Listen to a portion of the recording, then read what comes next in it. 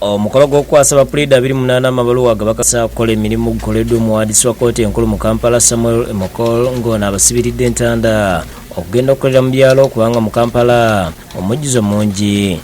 But when you move out, please take it up country because the people there will pay just as well as the people in Kampala. Mu ngeri yemu abasabye okuyamba abatalina nsimbi kibangwize okumanyibwa abantu. God has raised you to this position not for yourself but for others.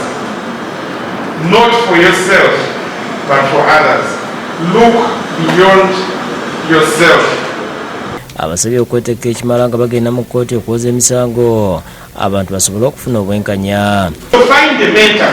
Find someone who can give you a sense of direction, a sense of purpose.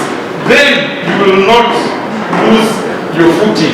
Do not just go out and start out on your own. There are things you must learn first before you move out. Pisa atokyo nga naye munnamateeka abakuutidde okwettana n'enkola eya tekinologiya kubanga eggwanga kwe litambulira. As advocates, are you going to go back to the mundane systems, the old styles? It is time to adjust, adapt the new technologies that are coming up. Okwalinga Moses akulira ekitongole ekigatta bannamateeka ekya Uganda Law Society abasibiridde entanda ey'okuleka omukululo. Okuna is increasingly going to be a requirement for you to renew your practice. But we don't want you to do it as a requirement to be compliant.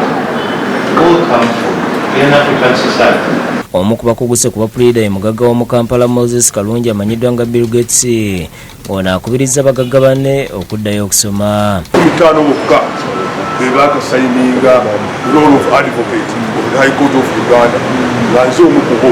I want to call upon my colleagues down there who have a lot of money and they are still illiterates to try and go back to school and acquire knowledge. Basabiddwa n'okwambala obulungi mu ngeri eweesa kkooti ekitiibwa. Robina Nantale yakusakidde eggulu erino.